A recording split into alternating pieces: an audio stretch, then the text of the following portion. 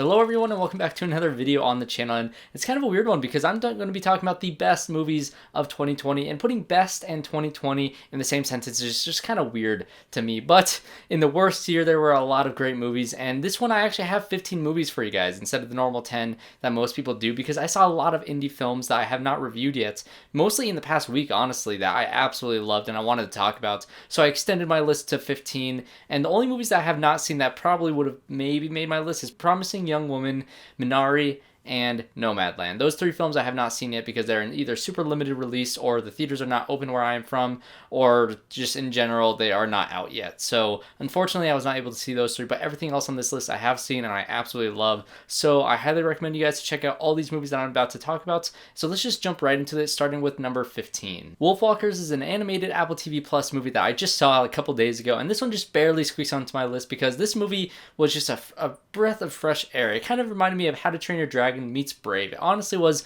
what I was expecting Brave to be when I first heard of the premise for Brave, and this movie just does it so much better. That's right, this movie did something better than Pixar. Even though Brave is definitely one of the lower Pixar movies, this one takes that formula, takes that idea, and really just runs with it and does something really beautiful. The animation style is gorgeous. It really does look like a sketch brought to life, because sometimes you see some of the character designs and you see, you know, when you do sketches, you kind of draw the inner circles and you draw the shapes before you draw the actual thing, and then you erase those lines before, you know, you have the finished product. Well, they decided to keep those sketch lines in and kind of really make it feel like it's genuinely a sketch. The story was heartwarming, all the performances were great, all the voice work, and it really wrapped me up and just had such a heartwarming story and ending, and I absolutely loved it. So I highly recommend you guys check this one out on Apple TV Plus. Number 14 is the first of the 5 small acts films by Steve McQueen on Amazon Prime, and this movie is incredible. And I said in my past video, the last one that I did, which was 15 movies that I miss reviewing throughout the year, I mentioned The Trial of the Chicago 7,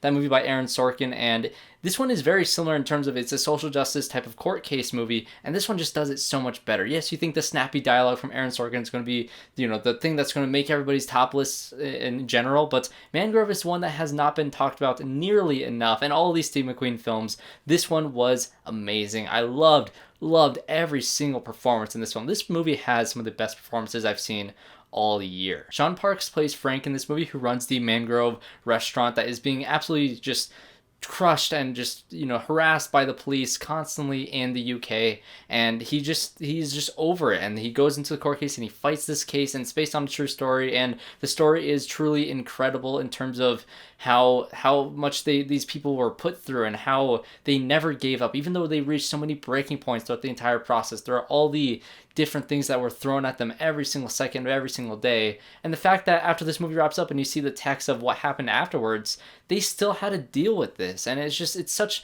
a relevant film even today, which is still super unfortunate, and it's such a great movie that I think everybody should watch. Number 13 is a foreign film called The Platform, and I reviewed this movie super early on in the year, so I do have a review for it if you guys want to see my full thoughts on this film. But this movie is riveting. It is dark, it is violent, it is disgusting. If you have a light stomach, do not watch this movie because it is gross in the best ways possible. This movie will make you cringe and just curl up and want to die inside because it's so intense, that it's enthralling. All the performances are really great, in the story of this place being like, you can go to this place on different levels of platforms where basically an elevator shaft goes down with a plate of just a giant feast, and, you know, it goes to the first level and those people eat, and then it goes to the second level, those people eat, and when you get down to like the 40s and the 50s, most of the food is already gone. This thing goes down to the hundreds, and this guy wakes up in this platform and he's on the lower level. So it's about a struggle for food, about class, about how if everybody took their own share, there would be plenty of food for everybody, but of course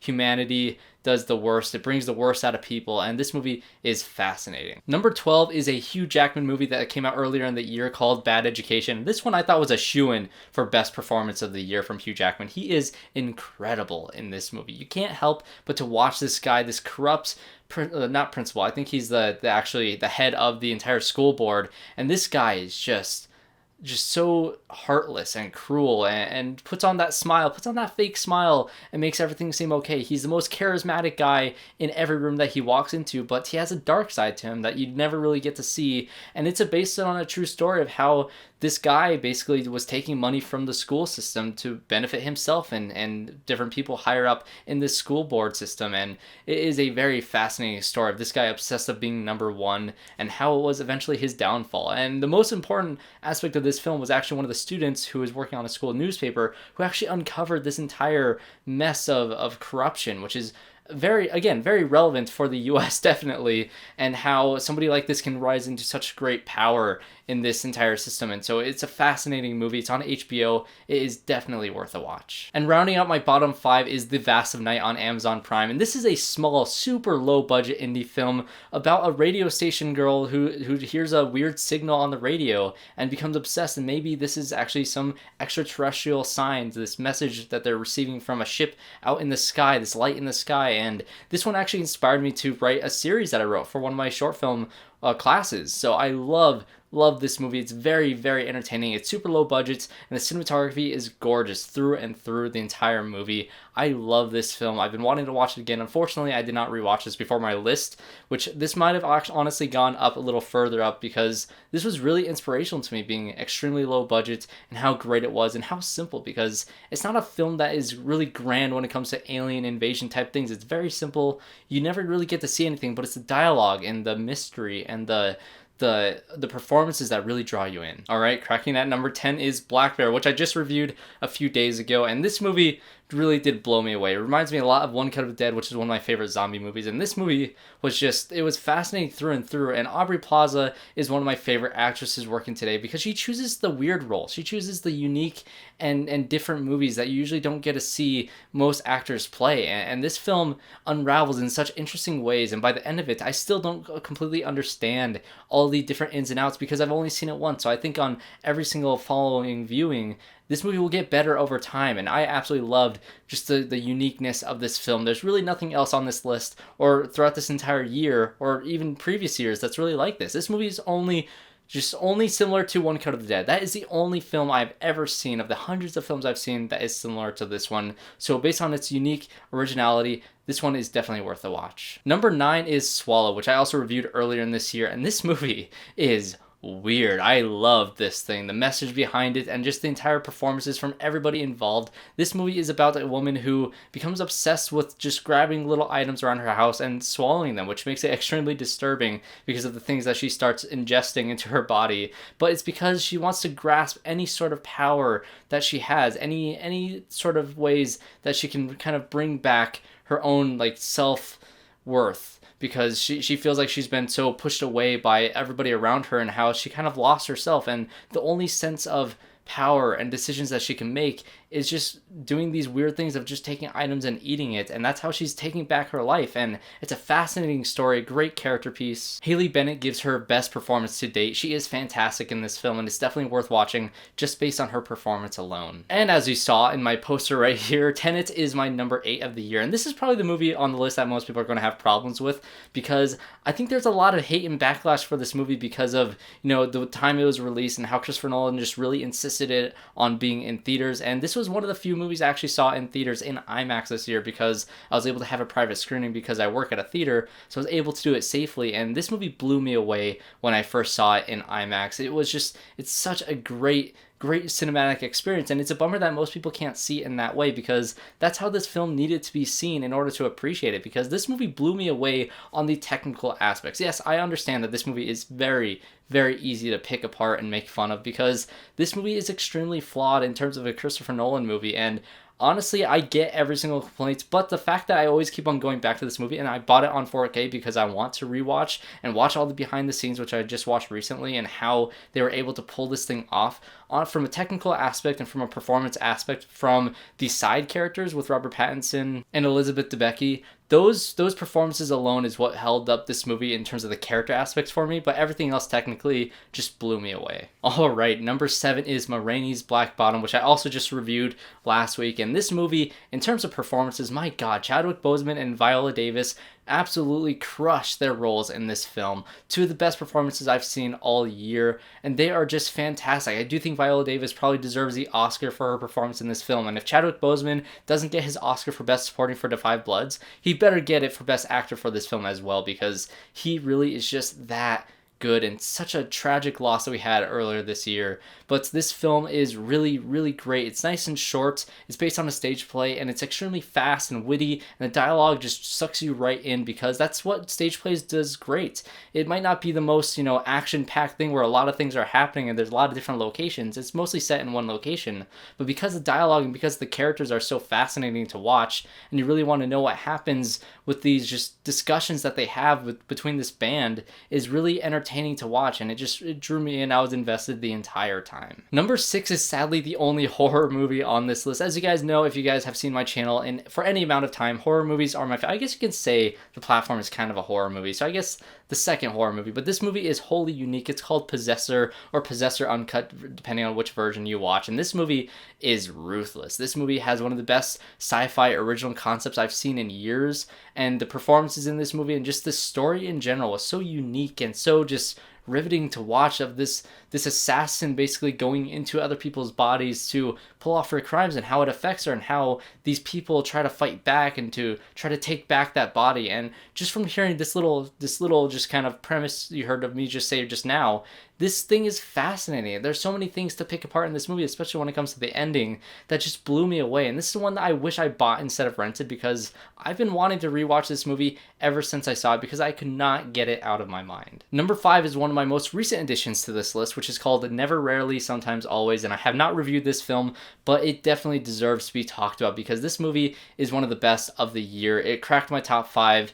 But this film should be taught in schools. It's about this young girl who's attempting to get an abortion in the state of Pennsylvania. But because she's 17, and because of the abortion laws that is throughout the United States, it's extremely difficult. And this movie doesn't really, it's just about her going out and trying to get this abortion. It's not about anything else. It's not trying to push a message on anybody. It's just trying to show the story of what it takes to do something like this, if that's something that you really want to do. And it's equally as heartbreaking as it is just frustrating, because I don't know, it's just a film that sets the camera on these characters. You're a fly on the wall, and you can't do anything about it but watch these characters try to survive a couple nights in New York with barely any money and only one simple goal. Yet it's so incredibly difficult, and it's one of the best films I've seen all year. The performances from the two lead actresses are phenomenal, because the main actress in this film has not acted in anything else before ever. Her name is Sydney Flanagan, and she plays Autumn, and she is definitely an actress to look out for, because my God, she was phenomenal in this film. Number 4, I decided to rewatch this a couple days ago, and I actually bumped it up from 5 to 4, because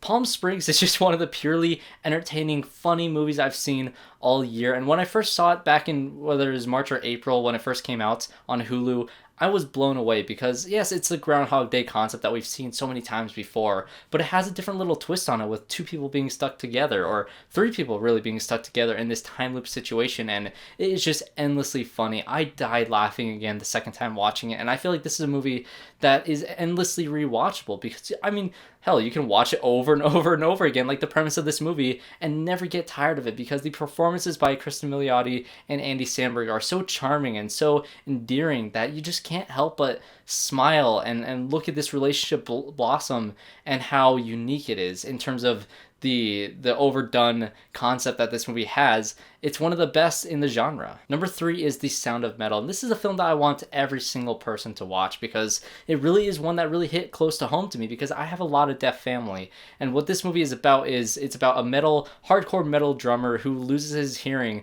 And it's not just losing your hearing, it's losing his full passion. He is a musician, and that's a musician's nightmare, to lose their hearing, the one sense that you really need to be able to do the thing that you love, and to lose that, and to be a type of character where he has a lot of drug problems and a lot of addiction problems in the past, and what that means to him and his recovery, and his just trying to experience how to transition into the deaf community, and everything with this deaf community, including the counselor that he has to work with, is phenomenal. All the performances in this movie by Riz Ahmed Olivia Cooke, and the actor who plays Joe in this film, who is the counselor. All three of them are phenomenal. And honestly, if this came out any other year, Riz Ahmed would deserve to win the Best Actor award. But unfortunately, Chadwick Boseman was just so damn good in some of the other films that it's kind of hard to give it to him. Number 2 is easily by far, even though I have Wolfwalkers on this list, this film is easily the best animated film by far. It is called Soul by Disney and Pixar. I'm pretty sure you've heard of it. It just came out on Christmas Day, and this movie is why I love Pixar. It's taking a concept that seems so out there and so far away to never really be accessible to most people, and making it as relatable as every other film that Disney Pixar has ever made. This movie is one of the most emotionally satisfying movies I've seen all year, because all the arcs that it goes through with this main character and his passion for jazz and his passion for teaching and this side character of 22, all these storylines just perfectly weave together and end up in the perfect ending. And this is one of the best Pixar movies I've seen since Inside Out. It really is that good. And I think it's just kind of ridiculous to keep on praising the animation style of Pixar, because they just, yet again, blew themselves out of the water. This film is gorgeous in every single frame, and the character designs are still fun, bubbly, and creative, especially all the Jerrys and Terry in this movie. They're just so unique, and this movie is extremely original, and that's why I loved it as much as I do. Alright guys, we're reaching the ending of the video, and we have reached my number 1 film, which is The Five Bloods by Spike Lee. And whenever I look back at a year, there's always one movie that kind of captures the tone and the feel of that year. Last year for me, it was Joker. The year before was Black Klansman, also by Spike Lee. And this movie, whether it was the timing that it came out or the message that it had that seems so relevant with the Black Lives Matter protests all throughout the world, this movie really just riveted me from beginning to end. It's 2.5 hours, and it does not have a single dull moment in it. It was just such a fantastic film. And Delroy Lindo, I've been praising Chadwick Boseman for his performances in Ma Rainey's Black Bottom and in this film also, but I don't know. This guy is such a phenomenal actor, and if this guy is not at least nominated for Best Actor, and if he does not win for Best Actor, that is a travesty. I think it's between him and Chadwick Boseman, between this and Ma Rainey's Black Bottom. These two performances are they just completely blew me away. And also Riz Ahmed in The Sound of Metal. All three of those performances are just absolutely fantastic, and this movie is filled with performances at that caliber. And this movie really does capture a bunch of different states of mind from the Vietnam War, because that's what this movie's about. It's about 4 blood brothers from the Vietnam War all coming back to Vietnam to retrieve the one fallen soldier that would round out the 5 Bloods. And this movie, with all the emotions and all the different PTSD and trauma that all these characters have from this time in their lives, that both brought them all together but also tore them apart, and the greed about money and all this gold that they're going for, and how it just really broke apart Vietnam in all these different ways, and having different Vietnamese characters come into this movie also wanting this gold, and how war is about money and money is about war, and it just tears people apart. And this movie is a beautiful film. Spike Lee continues to be one of my favorite directors of all time.